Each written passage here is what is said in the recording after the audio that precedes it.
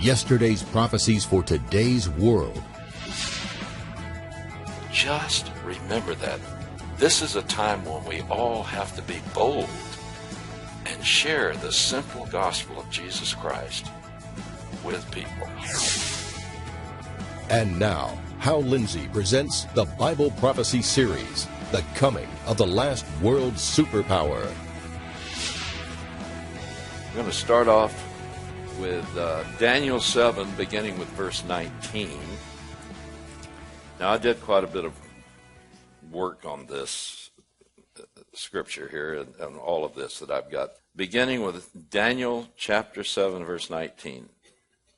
Then I wanted to know the true meaning of the fourth beast, which was different from all the others and most terrifying, with its iron teeth and bronze claws.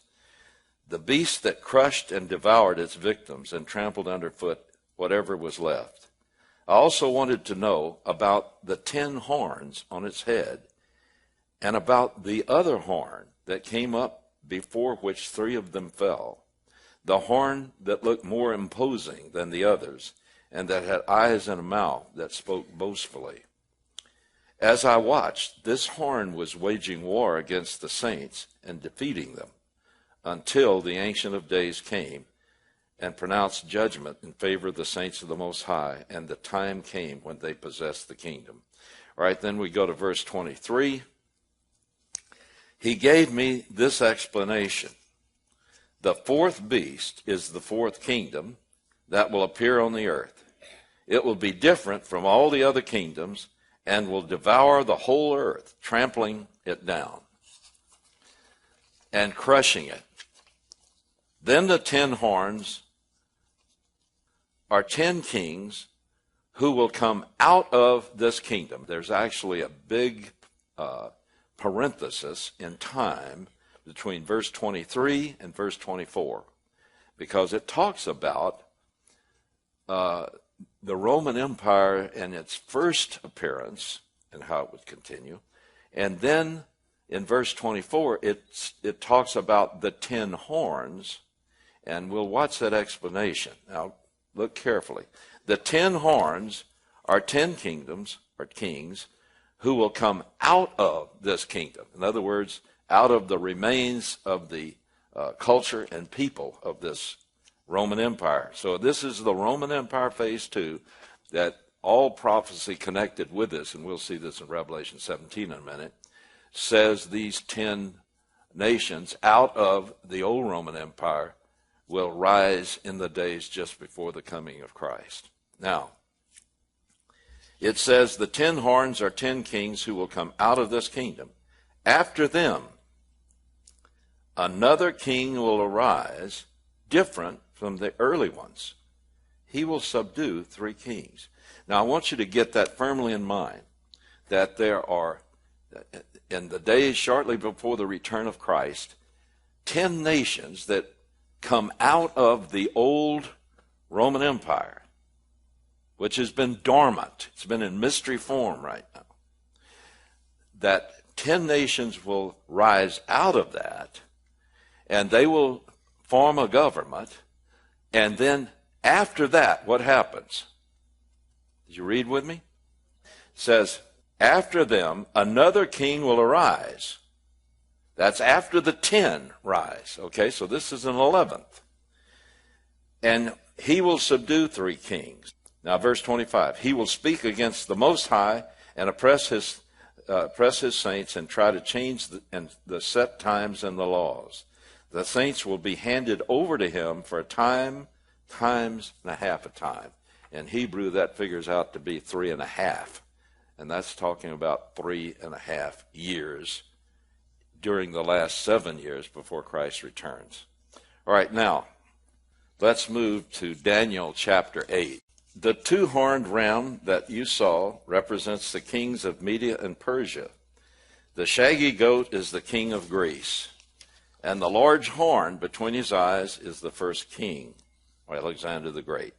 The 4 horns that replace the one that was broken off represent 4 kingdoms that will emerge from his nation, but will not have the same power. Now, the interesting part about this, it sounds like history, but when this was written, it was 200 years before Alexander the Great was born, or any of these others were born. So it predicted it right on. And Seleucus, Lysimachus, Ptolemy, Cassander, they weren't born either.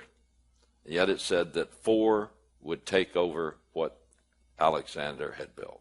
Now that happened. All right, now we go on.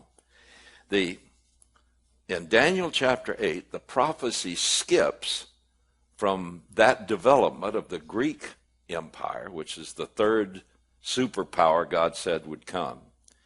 And then in verse 23, it skips right over to a description of the Antichrist. It says, in the latter part of their reign, when the rebels have become completely wicked, a stern-faced king, a master of intrigue, will arise. He will become very strong, but not by his own power. Whose power do you think he gets? You got it. He will cause astounding devastation and will succeed in whatever he does. He will destroy the mighty men and the holy people. He will cause deceit to prosper, and he will consider himself superior. When they feel secure, he will destroy the many. The many, in Daniel, the many always refers to the Jewish people. Now, in this particular clause, I want to say that in the original Hebrew, here's what it literally says. In that clause where it says, when they feel secure, it literally says this: by means of peace, he will destroy the many. Now, most translators will not translate that literally as to what it says. But in Hebrew, it's very easy to, good grief.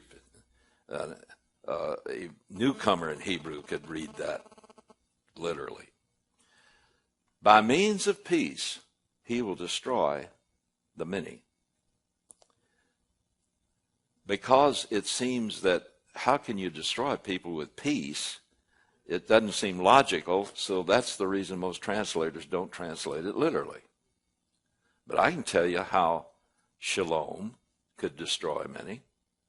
Because with the promise of peace, a clever dictator can get people to do anything, can't he?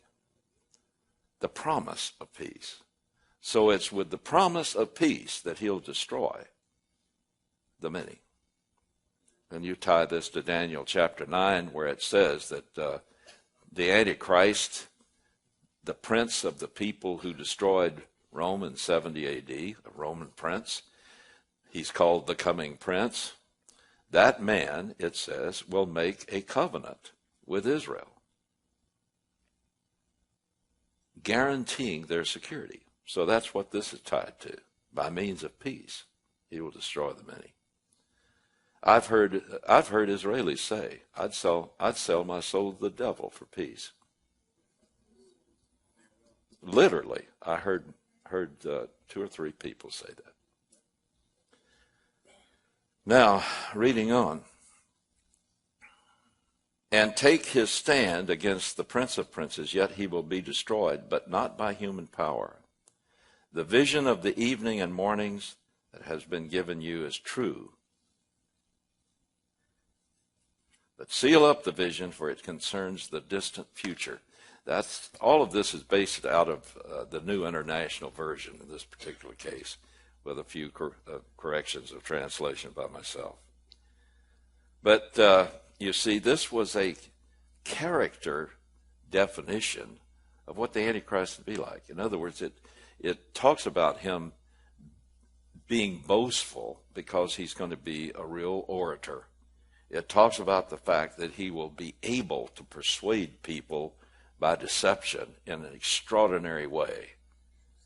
And he's going to be able to deal with the strongest powers, but not with his own power. Revelation chapter 17, the axis from hell. Verse 1. One of the 7 angels who had the 7 bowls came and said to me, Come, I will show you the punishment of the great whore who sits on many waters. With her the kings of the earth committed adultery, and the inhabitants of the earth were intoxicated with the wine of her adulteries. So this starts off by telling us about this great whore who has caused all peoples and the kings to commit adultery with her. Now, when prophecy uses the word harlot or whore and fornication and adultery and so forth in a prophetic passage, it's to be taken in a figurative way, because it's often used in that sense, and we'll go on to see that that is clear. Verse 3, then the angel carried me away in the spirit into a desert or wilderness, and there I saw a woman sitting on a scarlet beast that was covered with blasphemous names, and it had 7 heads and 10 horns. All right, remember the horns from Daniel 7? This ties right in. You see, the book of Revelation fits like a hand in a glove with the book of Daniel, okay? So it says that the woman is, now notice, she is sitting on the beast. She's riding the beast. That's important to note, which means that she starts off by controlling the beast, all right? Now, I saw a woman sitting on a scarlet beast that was covered with blasphemous names and had 7 heads and 10 horns. The woman was dressed in purple and scarlet and was glittering with gold, precious stones, and pearls. She had a golden cup in her hand, filled with abominable things and the filth of her adulteries. This title was written on her forehead. Now, it's hard to tell whether it's actually tattooed on her forehead, or like so many in the ancient world of royalty, they would wear a beautiful band that came around their head like that and have embroidered in gold certain things. So it's hard to know which is which, but we know for sure that was prominent on her face and her forehead. It says that she had this written on her forehead: Mystery, Babylon the Great, the mother of whores and of abominations of the earth. Now, mystery, mysterion, means something not revealed before, but now being made known, something revealed. And in the book of Revelation, the prophecies are being given to show that there has been religion has been influencing governments and leaders from the beginning. And so it says that they have all committed adultery with this whore.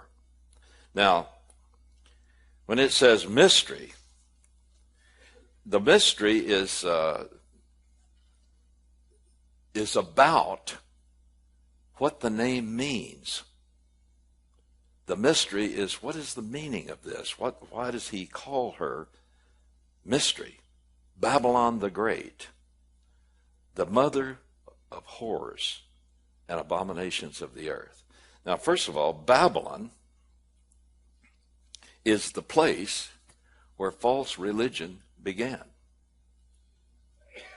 On the plains of Shinar, Genesis chapter 11 clearly brings out that there was the people refused to scatter as God had told them to scatter, and they said, let's band ourselves together, and they banded themselves together in defiance of God and in opposition to God, and they built the first astrological observatory called the Tower of Babel. That's what it was.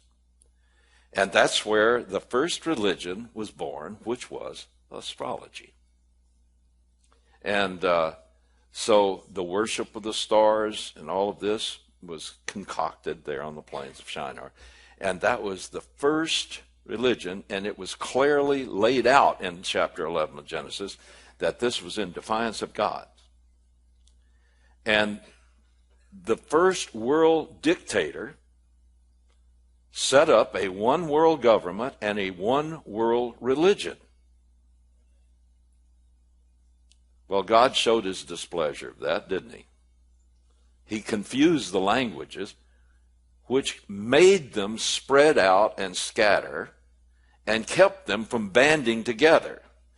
Now, that's where we get one of the divine institutions. That's for whether you're a believer in the Bible or not, it's something God sets up in these divine institutions, which is for the preservation of the human race. You know what it is? It shows that God believes in nationalism, not one-worldism. And that's a divine institution. The minute you go into one-worldism, what's going to happen is Satan says hot dogs. All I've got to do is get some of those idiots out there under my control. We get everybody put together. I put him, finally I find the one that's just right. I'll put him in charge, and I've got control of the whole world. However, if you keep them spread out in nationalism, see, God's a realist.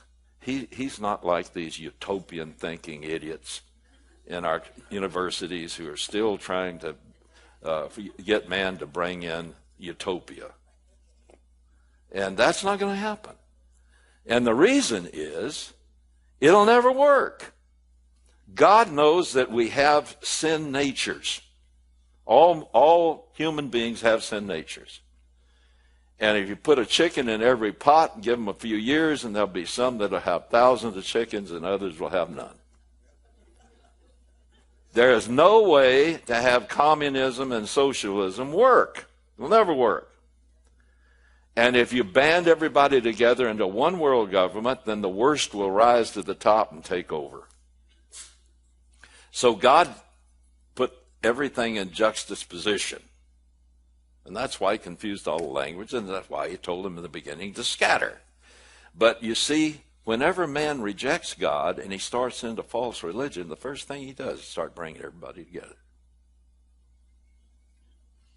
So Babylon is a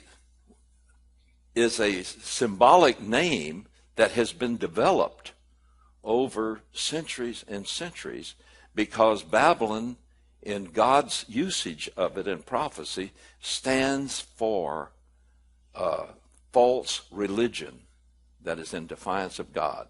It's a word that especially talks about the counterfeit seeking to imitate the real in religion. Okay? All right, now, the next word that's used is whores, plural. Babylon is the mother of whores, okay? This is used in a symbolic sense to talk about the false teacher, the false teachers that are part of this false religious system. And this has been going on from the beginning. There have always been counterfeit religions that get control of the minds of the people. And so the whore is talking about a person. He can be a phony priest. He can be a phony minister. He can be somebody that's involved in one of the other demonic religions that's not true, and so forth.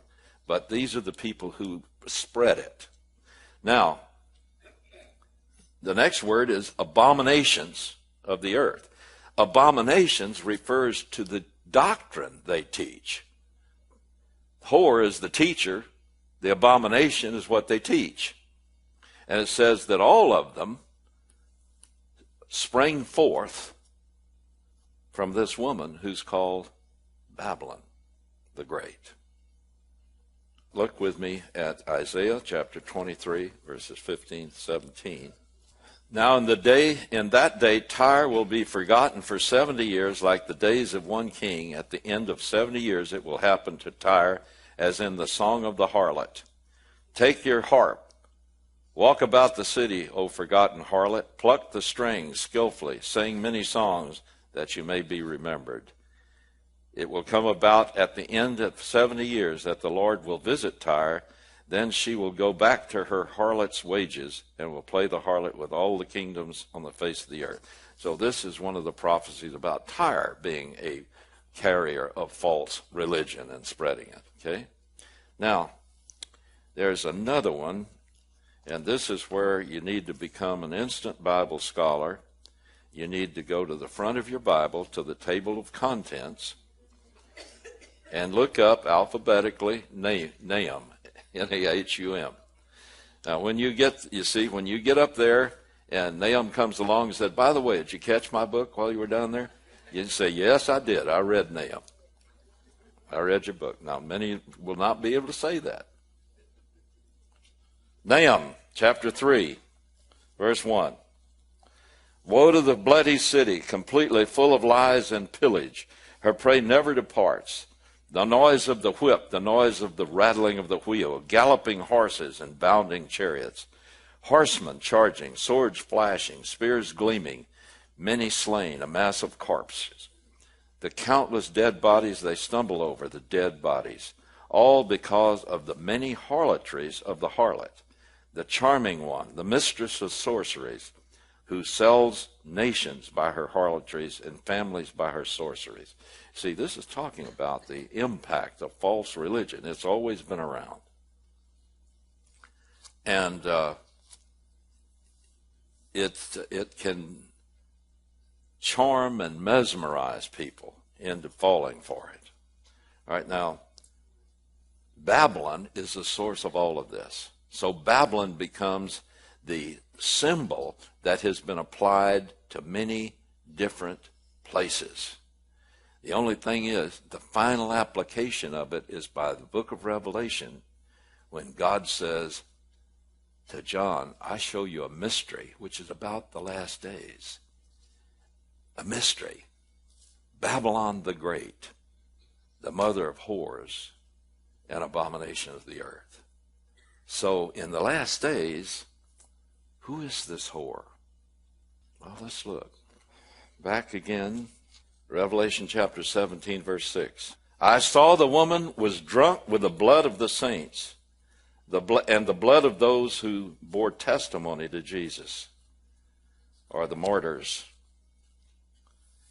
And it was at this time that we have the second appearance in the book of Revelation of an angel that interprets for John some of the things that he had just been revealed to him.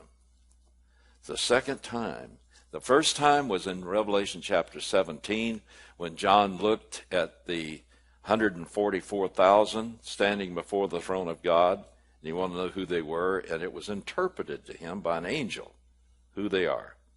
144,000 Jewish Billy Grahams that are going to evangelize the world in 7 years. Now, this is the second one, though, and this is talking about one that's going to interpret the meaning of this woman and her names. So we read here, when I saw her, I was completely amazed and astounded. You know, in the original Greek, it's a very strong statement. It means I was amazed with a great amazement. That's literally what it says. But this kind of a phrase in English needs it to mean something that's utterly astounding. It's amazing. And in an English translation of this word, it said thunderstruck. It was like he was thunderstruck with what he saw when he saw this woman. And so the Apostle John is seeking to understand it, and this angel says, I'll explain it to you. He was just absolutely astonished. And he says, the angel said to me, why are you astonished? Why are you amazed? I will explain to you the mystery of the woman, number one, that's the first thing you explain. Number two, and of the beast she rides, which has the 7 heads and 10 horns. All right, now, he begins by explaining the beast in verse 8. The beast which you saw was, is not, yet will come up out of the abyss and go into perdition. Those who dwell upon the earth, whose names have not been written in the book of life from the creation of the world, will be astonished when they see the beast, because he once was, now is not, and yet will come. Okay, so the beast is something that was, and that was the Roman Empire of John's day. Is not, that's the mystery form it's in now, and yet will come. And that's about to happen right in our lifetime. Fact is, it's going to happen real soon. Was, today is not, and yet it's about to come up out of the abyss. Join us next week for Hal Lindsey, the Bible Prophecy Series, The Coming of the Last World Superpower. But when you really get a grip on the fact that Jesus so saves you, when you simply admit your sins and receive the gift of pardon, that you are already in heaven as far as he's concerned. As I prepared for this week's program, I was again struck by the speed with which events are moving into the scenario the prophets predicted for the end times. I believe we're there. People on the street are talking about what all of these things mean. Folks that wouldn't darken the door of a church or pick up a Bible are now very curious. This may be our greatest opportunity, maybe even our last opportunity, to share the gospel of Jesus Christ before we're silenced by political correctness. The message that God has given me is more important now than it's ever been, for the church and for the nation. That's why I'm asking you to help me to expand our reach. You can find more of Hal Lindsey at his website, www.hallindsey.com. There you can access our video and article archives. Visit our online store for Hal Lindsey CDs, books, and other specialty items. Hal Lindsey's comprehensive teaching on the Gospel of John is now available as an audio book. This incredible teaching will enrich your personal study of the book of John and enhance your understanding of the nature and character of Jesus Christ. To support this program, send your tax-deductible gift to Hal Lindsey Media Ministries, P.O. Box 470470, Tulsa, Oklahoma 74147. You can also support this ministry online. Visit hallindsey.com or call 1-888-RAPTURE.